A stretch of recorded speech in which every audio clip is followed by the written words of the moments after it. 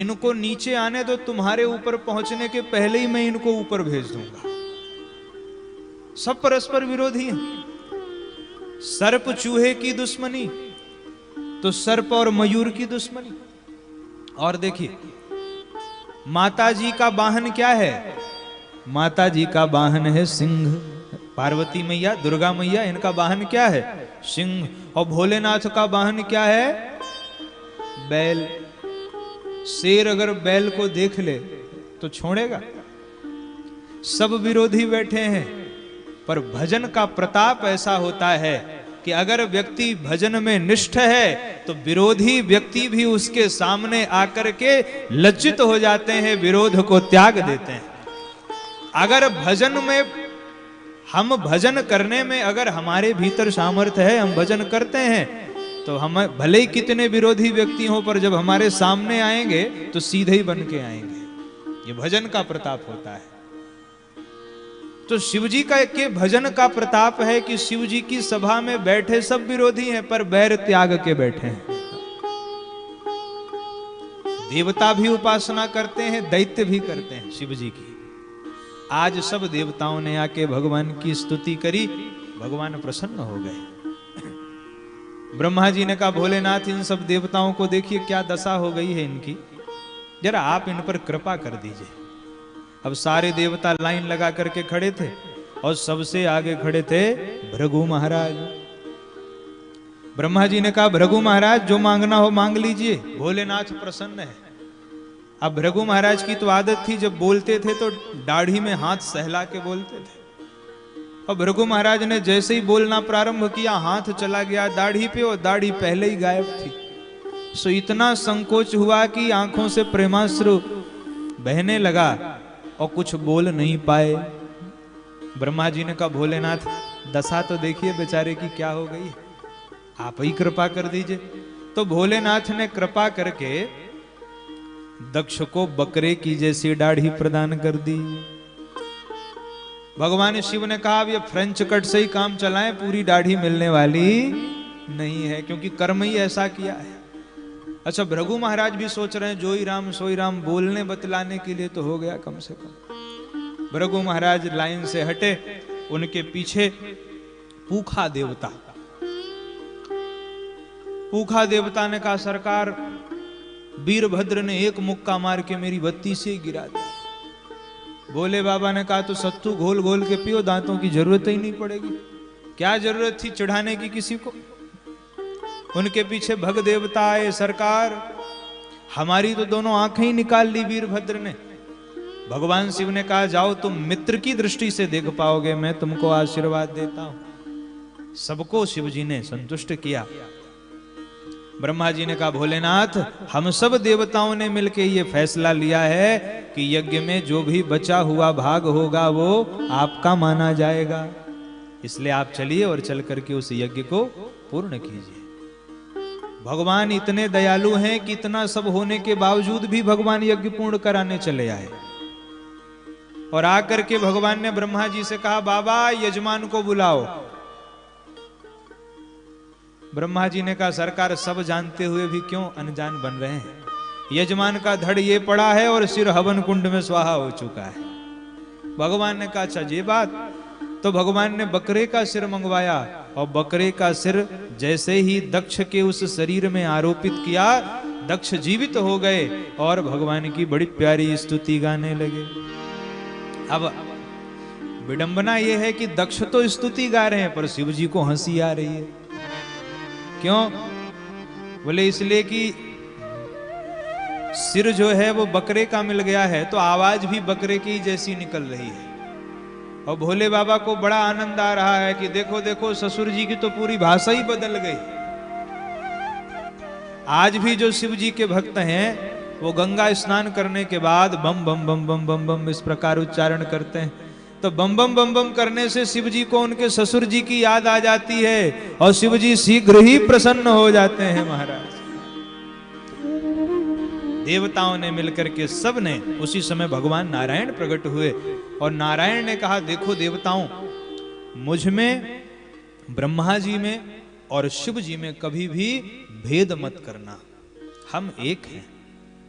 हमने केवल सृष्टि को उत्पन्न, पालन और संहार के लिए 3 रूप बनाया हुआ है, बाकी हम में कोई भी अंतर नहीं है। सारे देवता मिलकर के भोलेनाथ की के नाम का जय जयकार करने लगे। भोलेनाथ को आइए हम लोग भी स्मरण करें प्रेम के साथ मिलकर।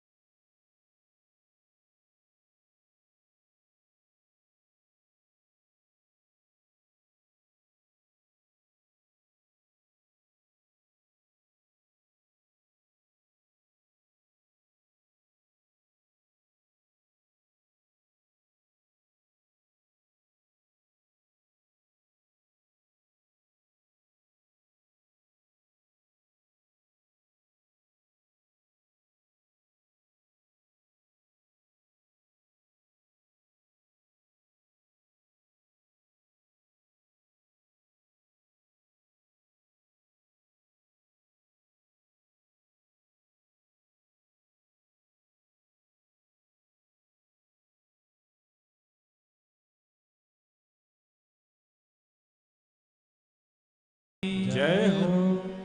इस प्रकार मैत्रेय जी ने सर्वप्रथम मनु महाराज की 3 कन्याओं का वृत्तांत सुनाया, आकुति, देवहूति और प्रसूति। 2 पुत्र हुए, प्रियव्रत और उत्तानपाद। सर्वप्रथम उत्तानपाद जी का चरित्र सुनाया। उत्तानपाद जी की 2 रानियां थीं, सुनीति और सुरुचि। सुनीति का बेटा ध्रुव हुए और सुरुचि का बेटा हुआ उत्तम। एक दिन की बात है, ध्रुव जी महाराज अपने पिता की गोद में बैठने के लिए गए और जैसे ही पिता की गोद में बैठने लगे, ध्रुव जी की सौतेली मां ने उनको रोक दिया, हाथ पकड़ लिया। और सुरुचि ने ध्रुव जी से कहा कि अरे बेटा, तेरा भाग्य इतना सुंदर नहीं है कि तू पिता की गोद में बैठ पाए। छोटा सा बालक, 5 वर्ष की अवस्था। सुरुचि ने कहा, अगर पिता की गोद में बैठना चाहता है तो जाकर के भगवान की आराधना कर, और जब भगवान प्रसन्न हो जाएं तो उनसे वरदान मांगना कि तेरा जन्म मेरी कोख से हो, तब तुझे पिता की गोद में बैठने का सौभाग्य मिलेगा। 5 वर्ष की अवस्था ध्रुव जी महाराज की, और ऐसे व्यंग वचनों को जब ध्रुव जी ने सुना तो ध्रुव जी को बड़ा कष्ट हुआ। देखिए, आज सुरुचि ने भक्त का भी अपमान किया और भगवान का भी अपमान किया। कैसे? बोले भक्त का अपमान तो किया ही, और ये कह करके कि अगर भगवान मिल जाएं तो उनसे यह आशीर्वाद मांगना कि तेरा जन्म मेरी कोख से हो। तो क्या भगवान के मिलने के बाद यही मांगना शेष रह जाएगा? क्या सुरुचि अपनी कोख को भगवान के दर्शन से बड़ा नहीं बता रही?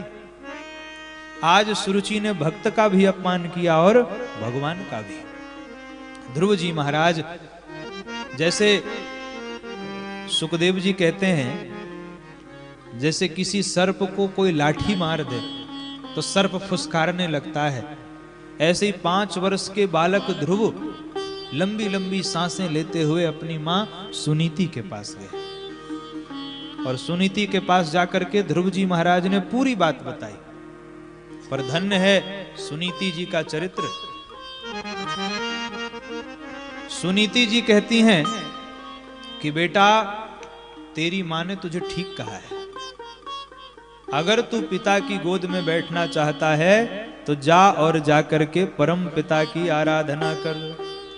उन अधोक्षज भगवान के चरण कमलों की आराधना करके ही तू पिता की गोद में बैठ सकता है। देखिए, मां यदि चाहे तो वो बेटे को क्या नहीं बना सकती। दुहशीलो मातृ दोषेन पितृ दोषेन मूर्खता। अगर बेटा मूर्ख हुआ है तो किसका दोष माना जाएगा? पिता का।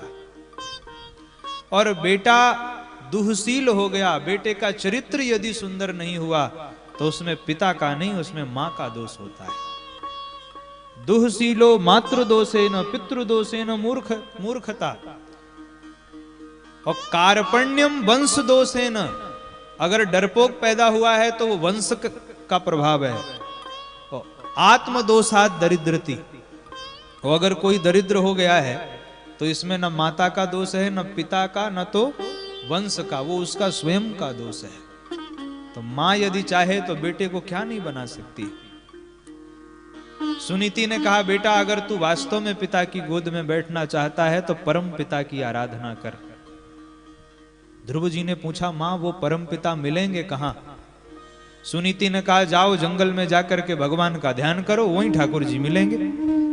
अब ध्रुव जी महाराज 5 वर्ष की अवस्था और चल पड़े जंगलों की ओर। जंगल में प्रवेश कर रहे हैं, बड़े बड़े हिंसक जानवर घूम रहे हैं, आकाश से भयानक जल वृष्टि हो रही है। और नारद जी की दृष्टि पड़ गई। नारद जी ने कहा, वाह, ये बालक, इसकी परीक्षा लेकर के तो देखूं कि वास्तव में ये भगवान को प्राप्त करेगा कि यूं ही बाल हट के कारण ये जंगल की ओर जा रहा है। कहीं ऐसा तो नहीं कि ये उसका बाल हट है। तो नारद जी सीधे आए ध्रुव जी के पास, और ध्रुव जी के पास आकर के नारद जी ने ध्रुव जी से पूछा, बेटा कहां जा रहे हो? ध्रुव जी ने नारद जी को सारा वृत्तांत सुना दिया। नारद जी ने कहा, अरे बेटा कहां तुम इस मान अपमान के चक्कर में पड़ गए? ये तो तुम्हारी खेलने खाने की उम्र है, और खेलने खाने की उम्र में तुम मान अपमान के चक्कर में पड़ गए हो। लक्ष्यामः कुमारस्य सक्तस्य क्रीडनादिषु, ये खेलने की उम्र है तुम्हारी। इस उम्र में बच्चों को मान अपमान नहीं देखना चाहिए। और दूसरी बात बेटा, तुम इस जंगल में जा रहे हो भगवान को पाने के लिए। इस जंगल में साधु संत हजारों वर्षों से भगवान की साधना कर रहे हैं, पर आज तक कोई भगवान को प्राप्त नहीं कर पाया। तो हजारों वर्षों से साधु संत जिनकी दाढ़ी पैरों को छू रही है, जब वो भगवान को प्राप्त नहीं कर पाए तो क्या तुम भगवान को प्राप्त कर लोगे? और बेटा तीसरी बात यह है कि जिसके भाग्य में जो लिखा होता है वो उसको मिलके ही रहता है। यदि तुम्हारे भाग्य में जो लिखा है वो घर बैठे ही मिल जाएगा, लौट जाओ तुम। अब ध्रुव जी महाराज ने बड़ा सुंदर उत्तर दिया, नारद जी महाराज आपका ये जो प्रवचन है ये बिल्कुल दूध के जैसा है, लेकिन समस्या ये है कि मेरी सौतेली मां के दुर्वचन रूपी बाण से मेरा जो हृदय है वो छलनी हो गया है, इसलिए आपका ये दूध जैसा प्रवचन मेरे हृदय में टिक नहीं रहा है। अगर आप वास्तव में मेरा कल्याण चाहते हैं तो बस मुझे ये बता दीजिए कि भगवान कैसे मिलेंगे। अब नारद जी को पक्का विश्वास हो गया कि ये बाल हट नहीं है, इसके हृदय में सच्ची प्रीति है, ये भगवान को प्राप्त करेगा। नारद जी ने मंत्र दिया, ओम नमो भगवते वासुदेवाय, और कहा हे तात वृंदावन जाओ और जाकर के इसी मंत्र का जप करो, साक्षात परब्रह्म परमात्मा ही तुम्हें दर्शन देने के लिए आएंगे। जब तक गुरु की कृपा नहीं होती तब तक भगवान का दर्शन नहीं होता है। गुरु की कृपा हुई, नारद जैसे समर्थ संत जीवन में आए तो प्रेरणा मिली, और ध्रुव जी महाराज ने कठोर साधना प्रारंभ कर दी। पहले महीने में 3-3 दिन में बेर खाते थे, दूसरा महीना लगा तो 6-6 दिन में सूखे पत्ते खाने लगे, तीसरा महीना लगा तो 9-9 दिन में जलपान करने लगे, चौथा महीना लगा तो 12-12 दिनों में वायु का पान करने लगे,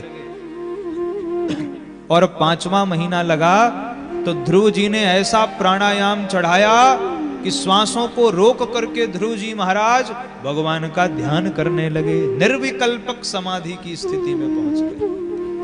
अब जैसे ही ध्रुव जी ने श्वास रोकी, सारे चराचर की प्राणवायु अवरुद्ध हो गई, देवता सांस ही नहीं ले पा रहे हैं। देवता भागे भागे नारायण के पास गए, हे प्रभु क्या हो गया, हम सांस क्यों नहीं ले पा रहे हैं? भगवान नारायण ने कहा, देवताओं मेरे भक्त ध्रुव की श्वास मेरी श्वास में समाहित हो गई है, तो ध्रुव के श्वास रोकने से मेरी श्वास रुक गई है, और मेरी श्वास रुकने से सारे चराचर की प्राणवायु अवरुद्ध हो गई है। इसलिए जब तक मैं ध्रुव को दर्शन नहीं दूंगा तब तक तुम श्वास नहीं ले पाओगे। भगवान दौड़े हैं, किस लिए? ध्रुव को दर्शन देने के लिए। बोले नहीं नहीं, भगवान तो ध्रुव जैसे सच्चे भक्त का दर्शन करने के लिए दौड़ पड़े। महाराज दौड़े हैं भगवान, ध्रुव जी के सन्मुख आए, और सन्मुख आकर के भगवान ने ध्रुव जी को जगाया। बेटा तुम जिसकी आराधना कर रहे हो मैं तुम्हारे सामने ही खड़ा हूं, आंखें खोलो। ध्रुव जी महाराज ने आंखें खोल ली और भगवान के उस सौंदर्य को निहारने लगे। अब ध्रुव जी सोचने लगे कि मैंने मां से ये तो पूछा ही नहीं था कि अगर भगवान मिल जाए तो बोलना क्या है। छोटी सी अवस्था थी, 5 वर्ष की, ज्ञान तो था नहीं, केवल मंत्र के प्रभाव से भगवान को प्राप्त कर लिया था। तो अब छोटी सी उम्र है, कुछ नहीं जानते हैं। ध्रुव जी महाराज सोच रहे हैं कि मैं कहूं तो इनसे क्या कहूं, कुछ समझ में ही नहीं आ रहा है। भगवान ने ध्रुव जी के मन की उस बात को समझा और भगवान ने अपना शंख लेकर के ध्रुव जी महाराज के गाल में स्पर्श करा दिया। जैसे ही भगवान ने अपने शंख का स्पर्श कराया, ध्रुव जी महाराज को सारे वेद वेदांतों का ज्ञान प्राप्त हो गया महाराज। और ध्रुव जी भगवान की बड़ी प्यारी स्तुति गाने लगे। योऽन्तः प्रविश मम वाचमिमां प्रसुप्ताम्, योऽन्तः प्रविश मम वाचमिमां प्रसुप्ताम्, संजीवयत्यखिल शक्तिधर स्वधाम्ना, संजीवयत्यखिल शक्तिधर स्वधाम्ना, अन्यासहस्त चरण श्रवण त्वगादि, अन्यासहस्त चरण श्रवण त्वगादि, प्राणान् नमो भगवते पुरुषाय तुभ्यं, प्राणान् नमो भगवते पुरुषाय तुभ्यं, योऽन्तः प्रविश मम वाचमिमां प्रसुप्ताम्, योऽन्तः प्रविश मम वाचमिमां प्रसुप्ताम्। बड़ी प्यारी भगवान की स्तुति गा रहे हैं। हे प्रभु, मैं जानता हूं यो अंतः प्रविश्य मम वाचमिमां प्रसुप्ताम्, आप ही मेरे हृदय में, आपने ही मेरे हृदय में बैठ करके मेरी सोई हुई वाणी को जागृत कर दिया। मैं जानता हूं आपने ये सब किया है। हे प्रभु, आप समस्त इंद्रियों के स्वामी हैं।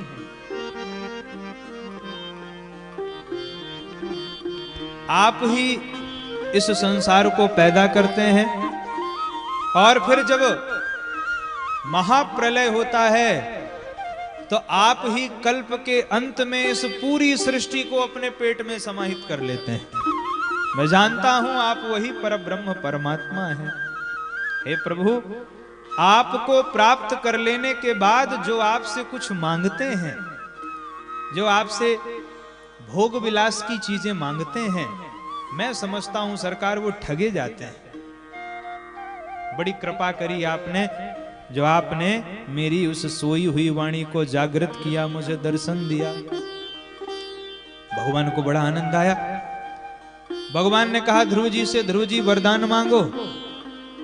ध्रुव जी ने कहा सरकार अब आप में लगे, अब क्या मांगना। भगवान ने कहा फिर भी हम आपको आशीर्वाद देते हैं, 36,000 वर्ष तक राज्य करो और इसके पश्चात आपके लिए एक दिव्य धाम बनाया है ध्रुवलोक, वहां पर आप आइएगा। ऐसा कहकर भगवान अंतर ध्यान हो गए और ध्रुव जी महाराज पश्चाताप करने लगे। मतिर विदूषिता देवई, ध्रुव जी कहते हैं अरे राम राम, इन देवताओं ने मेरी मति बिगाड़ दी। मैंने भगवान से क्या कूड़ा करकट मांग लिया। भगवान का दर्शन हुआ, इसके बाद भी मैंने उनसे 36,000 वर्ष राज्य करने का वरदान मांग लिया। ध्रुव जी महाराज पछताते हुए आ रहे हैं और इधर पूरा नगर ध्रुव जी की स्वागत में खड़ा है। पूरा नगर, जिस सौतेली मां ने ध्रुव जी का अपमान किया था वो सबसे आगे आरती की थाल लेकर के खड़ी हुई है, क्योंकि सुरुचि को लग रहा है कि सच्चे अर्थों में मैं आज ही पुत्रवती हुई हूं। पुत्रवती किसे कहते हैं?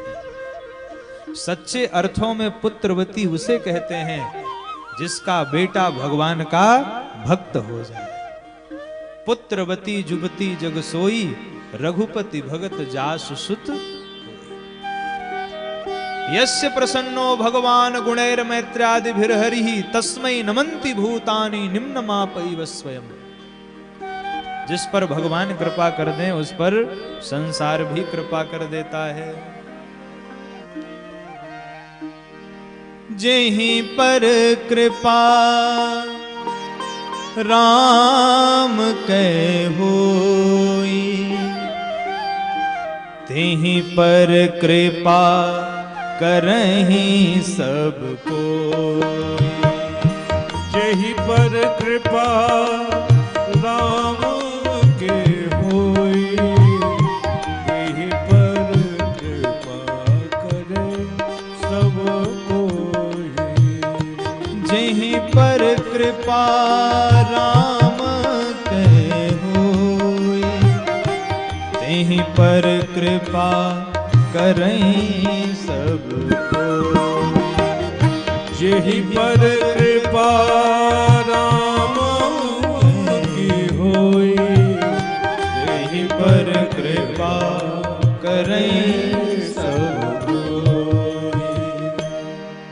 जिस पर भगवान की कृपा हो जाए उस पर संसार अपने आप कृपा बरसाने लगता है। भगवान जब अनुकूल होते हैं तो संसार भी अनुकूल हो जाता है। ध्रुव जी महाराज का सबने स्वागत किया। 36,000 वर्ष तक ध्रुव जी महाराज ने राज्य किया। उनके भैया उत्तम यक्षों के साथ युद्ध हुआ, उसमें मारे गए। तो ध्रुव जी ने अनेकों यक्षों का संहार कर दिया। तब मनु महाराज प्रकट हुए और मनु महाराज ने ध्रुव जी से कहा कि बेटा, ये संतों का मार्ग नहीं है। तुरंत ध्रुव जी ने मनु महाराज की बात को मान लिया, युद्ध को वहीं पर विराम दे दिया। 36,000 वर्ष राज्य करने के बाद भगवान का दिव्य विमान ध्रुव जी महाराज को लेने के लिए आया। उसी समय मृत्यु देवता भी आ गया। मृत्यु देवता ने कहा, ध्रुव जी महाराज, ये मृत्यु लोक है, यहां जो भी आता है मुझे स्वीकार करके ही जाता है, तो आपको भी मुझे स्वीकार करना पड़ेगा। ध्रुव जी ने कहा, अच्छा। अब ध्रुव जी को लेने के लिए जो विमान आया था वह पृथ्वी से थोड़ा ऊंचा था। तो ध्रुव जी ने मृत्यु देवता से कहा, जरा नीचे झुकिए। तो नीचे झुकिए। मृत्यु देवता नीचे झुके और मृत्यु देवता के सिर पर पैर रख करके ध्रुव जी महाराज भगवान के विमान पर सवार हो गए। मृत्यु मूर्धनिम पदम दत्वा, मृत्यु देवता के सिर पर पांव रख के ध्रुव जी महाराज बैठ गए। क्यों? बोले, जब महाकाल अपने अनुकूल हो जाए तो काल क्या बिगाड़ सकता है।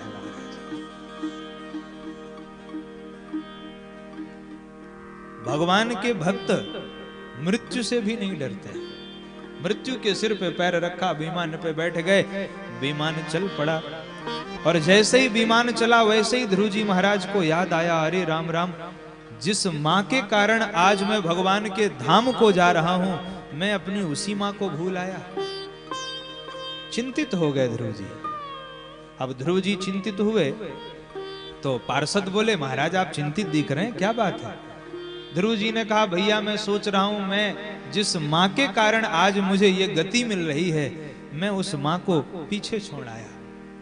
पार्षदों ने कहा, अरे ध्रुव जी महाराज, आप क्या समझते हैं कि जिसने आप जैसे पुत्र को जन्म दिया वो माँ क्या आपसे पीछे रह सकती है? वो देखिए आगे आगे विमान में आपकी माता जी चली जा रही है। और ध्रुव जी ने देखा सामने माता जी का विमान आगे आगे चला जा रहा है। ध्रुव जी परम प्रसन्न हो गए। पार्षदों ने कहा, महाराज आप जैसे बेटे को जिसने जन्म दिया हो वो मां पीछे थोड़ी रहेगी। ध्रुव जी महाराज भगवान के धाम में गए और गोस्वामी जी ने एक चौपाई में ध्रुव चरित्र का वर्णन किया। ध्रुव सगलानी जप्यु हरि नामो, ध्रुव सगलानी जप्यु हरि नामो, पावा अचल अनुपम पावा अचल अनुपम ध्रुव जी ने ग्लानी के साथ, ध्रुव सगलानी जप्यु हरि नाम, ध्रुव जी ने ग्लानी से भगवान के नाम का जप किया, फिर भी कैसा परम पद मिला, पावा अचल अनुपम ठाऊ। बोले भक्तवत्सल भगवान की जय। इन्हीं के वंश में आगे हुए महाराज अंग, जिनका बेटा हुआ वेन। बहुत बड़ा नास्तिक था, भगवान को नहीं मानता था। सब जगह भेरी घोष करवा दिया वेन ने कि मैं ही भगवान हूं, मेरे ही नाम की आहुतियां डालो, मेरे ही नाम पे यज्ञ करो। और संत समझाने गए तो संतों को ही समझाने लगा। वेन संतों से कहता है, जिस भगवान की पूजा करते हो कभी देखा है उस भगवान को? अरे मैं ही भगवान हूं, राजा के रोम रोम में ईश्वर का निवास होता है, मेरी पूजा करो, मेरे ही नाम का जप करो। अब संतों को आ गया क्रोध, और क्रोध में आके संतों ने जो हुंकार ध्वनि करी, हन्यताम में सब पाप प्रकृति दारुण, ऐसी हुंकार करी कि वेन तुरंत गोविंदाय नमो नमः। अब साधु संत सोचने लगे, हम तो सुधारने आए थे, हमने सुधार ही दिया इसको, क्या करें? तब साधु संतों ने मिल करके उसके शरीर का मंथन किया, और उसके शरीर का मंथन करने से साक्षात भगवान लक्ष्मी नारायण ही पृथु और अर्ची के रूप में प्रकट हुए। बोलिए पृथु महाराज की जय। पृथु महाराज ने धरती पर एक समुचित नगर ग्राम की व्यवस्था करी और बहुत ही समाज को व्यवस्थित रूप प्रदान किया। अपनी प्रजा को नित्य उपदेश दिया करते थे। ऐसे पृथु जी महाराज, इन्हीं के वंश में आगे चल के महाराज प्राचीन वर ही हुए, जो हिंसात्मक यज्ञ करते थे। उनको नारद जी महाराज ने पुरंजनोपाख्यान सुनाया और उनको समझाया कि महाराज, जीव को, व्यक्ति को कभी भी हिंसात्मक यज्ञ नहीं करना चाहिए। इस प्रकार उपदेश दिया। और इसके साथ चतुर्थ स्कंद को विराम देकर के पंचम स्कंद में हम प्रवेश करते हैं। पंचम स्कंद में प्रियव्रत जी महाराज की कथा है। चतुर्थ स्कंद में उत्तानपाद जी का चरित्र सुनाया और पंचम स्कंद में प्रियव्रत जी महाराज का चरित्र सुना रहे हैं। बड़े ही प्रतापी थे प्रियव्रत जी महाराज। एक दिन बैठे बैठे विचार करने लगे, ये रात क्यों होती है, बेकार में 12 घंटे खराब हो जाते हैं। तो प्रियव्रत जी ने ऐसा तेजो में रथ लिया और रथ लेकर के धरती की परिक्रमा करने लगे कि रात होना ही बंद हो गई। ब्रह्मा जी प्रियव्रत जी के पास में आए और बोले, महाराज ये आप क्या कर रहे हैं? हर चीज का अपना महत्व है, दिन का महत्व है तो रात का भी महत्व है। आप प्रकृति के प्रतिकूल कोई कार्य न करें। तब प्रियव्रत जी ने अपने पिता की बात को माना और परिक्रमा लगाने से उनके रथ के लीक से ही 7 द्वीप और 7 समुद्र का निर्माण हुआ। इन्हीं के वंश में आगे चल के हुए भगवान ऋषभ देव, जिनका विवाह इंद्र की पुत्री जयंती के साथ में हुआ। 100 पुत्र हुए और भगवान ऋषभदेव अपने सब बच्चों को बिठाल करके उनको बड़ा सुंदर उपदेश देते हैं। नायम देहो देह भाजाम त्रिलोके कष्टान कामान अर्हते विडभुजाम। ये ऋषभदेव जी कहते हैं, बच्चों इस संसार में 2 ही प्रकार के आनंद हैं, 2 ही प्रकार के सुख हैं। एक है विषयानंद और दूसरा है ब्रह्मानंद। विषयानंद क्षणिक है और ब्रह्मानंद शाश्वत है। अगर संसारी व्यक्तियों का संग करोगे तो विषयानंद की ओर लेके जाएंगे, और अगर सच्चे संतों का संग करोगे तो ब्रह्मानंद की ओर लेकर के जाएंगे। महत सेवाम द्वार माहुर विमुक्ते तमो द्वारम योषिताम संगी संगम। बड़ा सुंदर उपदेश दिया ऋषभदेव जी ने। ऋषभदेव जी कहते हैं अपने पुत्रों से कि बेटा, वह गुरु सच्चा गुरु नहीं है जो भगवान के चरणों की ओर लेके न जाए। वो माता पिता सच्चे माता पिता नहीं है जो अपने पुत्र को भगवान की ओर जाने के लिए प्रेरित न करें। इस प्रकार बड़ा सुंदर उपदेश दिया और मुक्त भाव से विचरण करने लगे। रिद्धि सिद्धियां आई ऋषभ देव जी के पास और रिद्धि सिद्धियों ने कहा हमें स्वीकार कर लीजिए, पर ऋषभ देव जी ने रिद्धि सिद्धियों को भी स्वीकार नहीं किया। परीक्षित जी ने कहा सुखदेव जी से महाराज रिद्धि सिद्धियां तो बड़ी अनमोल हैं, ऋषभ देव जी ने रिद्धि सिद्धियों को क्यों अस्वीकार कर दिया? तब सुखदेव जी कहते हैं राजन, साधक को अंतिम समय तक अपने मन पर विश्वास नहीं करना चाहिए। ये मन कब पतन की ओर लेकर चला जाए कोई भरोसा नहीं है। इसलिए न कुर्यात करहिचित सख्यम मनसि यानवस्थिते, साधक को अपने मन पर कभी विश्वास नहीं करना चाहिए।